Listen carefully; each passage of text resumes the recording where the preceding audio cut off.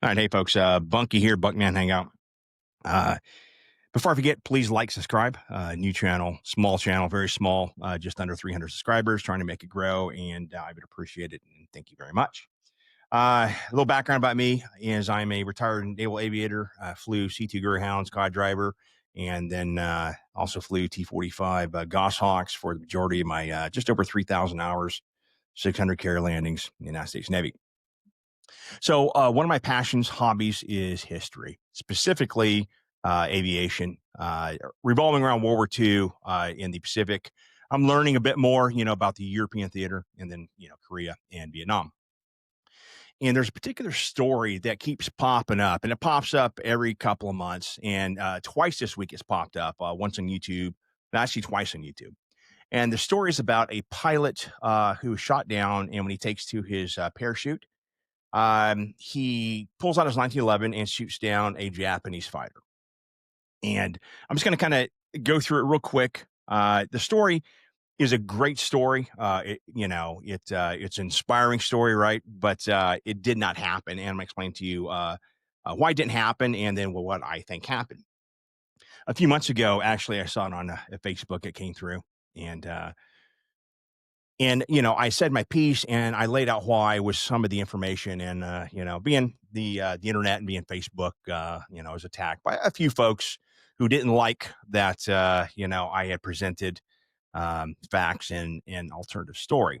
One person called me Putin. Anyways, don't get that one, but maybe one day I'll understand it. But the base of the story is this. It's 31 March 1943, and in the Burma Theater of Operations. And by the way, where I'm getting my information, it's a great book. I think the definitive work on air combat in Burma. It's called "The Air War for Burma: Bloody Shambles" by Christopher Shores. All right, look it up. You can get it on Amazon. Anyways, it's the 7th Bomber Group, 9th Bomber Squadron, and on 31 March of 43, they're going to launch 12 bombers on a bombing mission, and they're going to be intercepted by the 64th Sentai, and they're flying Ki-43 Oscars. The Oscar is a Japanese Army Air Force's fighter. Looks like a Zero. It's not a Zero, but it's the primary fighter of the Japanese Army Air Force throughout the war. So in this running battle, they're going to shoot down one American bomber. Three of the aircrew are going to bail out, and one of them is Second Lieutenant Owen Baggett. He's the co-pilot. And the story goes like this: is as he's floating down, the Japanese are making gunnery passes on him. And at some point, he notices a Japanese aircraft has slowed down, and the pilot has his canopy open. So Owen Baggett says, "I'm going to fight back," and he pulls out his 1911 45 ACP, God's caliber, and he claims that he fired 4 shots, and it looked like the aircraft stalled, nosed up, rolled over, and went down. So he thought, "Wow, maybe I hit the pilot." So shortly after he lands, he is captured, and he's sent to a PW camp near Singapore. And the story says that at some point he talked to, which may have been the senior ranking officer. It was a Colonel Milton, and that Milton had relayed to him that he had talked to a Japanese colonel at some point that said, "Hey, they found the body of a Japanese pilot of a Ki-43 had been thrown clear of the wreckage, and he had a 45 caliber bullet in his head."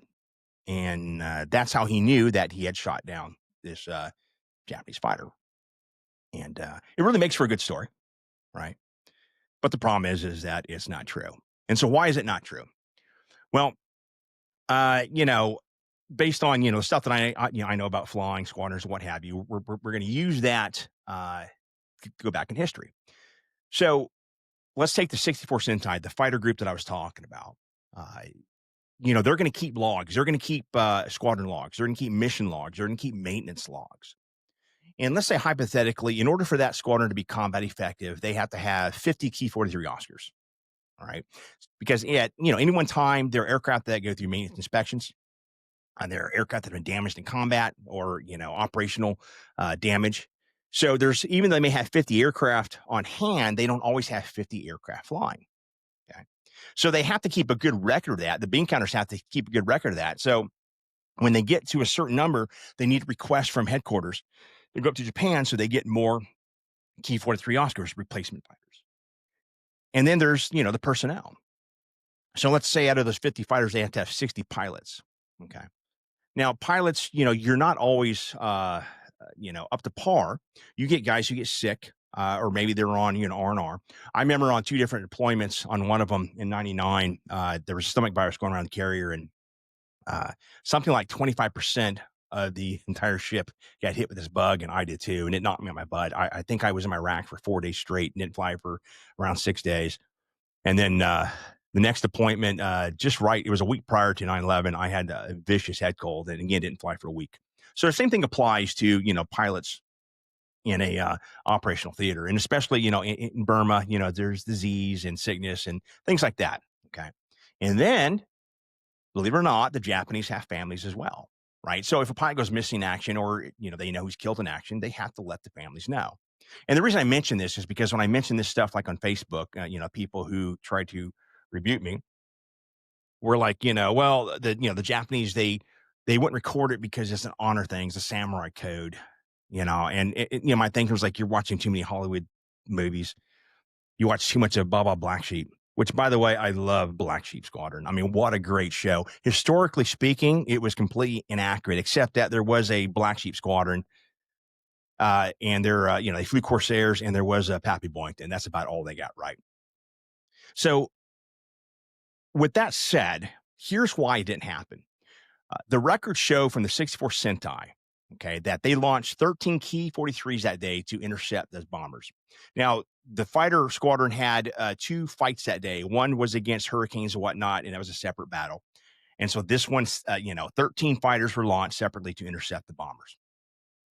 Every pilot that launched that day, the 13 pilots to attack the bombers, was alive and accounted for at the end of the day. They had 5 Key 43s damaged. One of them was badly damaged, and on landing, the pilot cracked it up, and that one was written off. The others all flew again. The pilots all flew again. So there is no way, no how that they lost a pilot that day.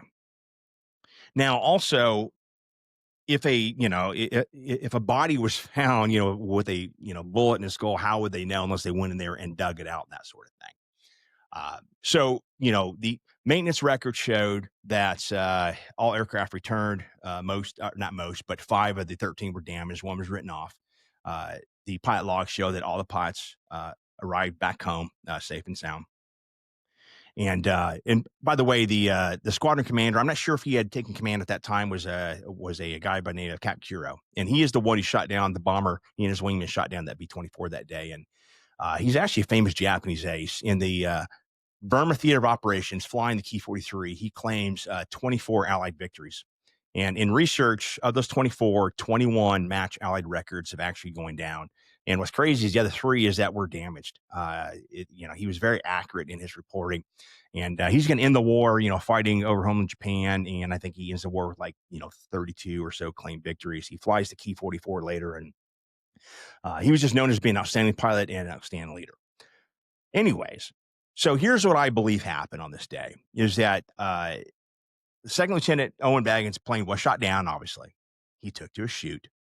And I believe that the Japanese pilots were probably strafing his parachute, because the Japanese were known for doing that. Americans did it too, but the Japanese seemed to do it more often. And I believe that maybe a Japanese aircraft slowed down and the pilot may have opened his canopy. That's absolutely believable. And I believe he drew his gun, and I believe he fired at the aircraft. And common tactic for the Japanese back then was the split S.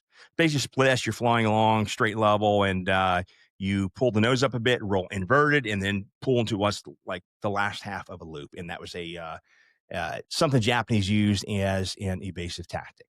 So when he says that he was shooting at it and the nose comes up and it rolls over and goes inverted and goes down, absolutely, I believe that. And, from there is where it gets muddy. Not sure how, they knew where to look for this particular, fighter that was shot down, or how they determined it was a 45 bullet that penetrated the guy's skull. And I'm not saying that, Baggett is going around exaggerating and whatnot. I firmly believe that he, believe he shot down that Japanese fighter. But unfortunately, according to Japanese maintenance records and, squadron pilot logs, records, it did not happen. And especially in today's environment, you got have guys like Tim Kennedy, running around making exaggeration and lies, and he's developing quite a bad name for himself by doing so. So I'm not calling out, Owen bagging on that. I'm just saying, unfortunately, great story, but it did not happen. And anyways, so that's setting the story straight. And please, like, comment, and that's all I got for today. Bunk out.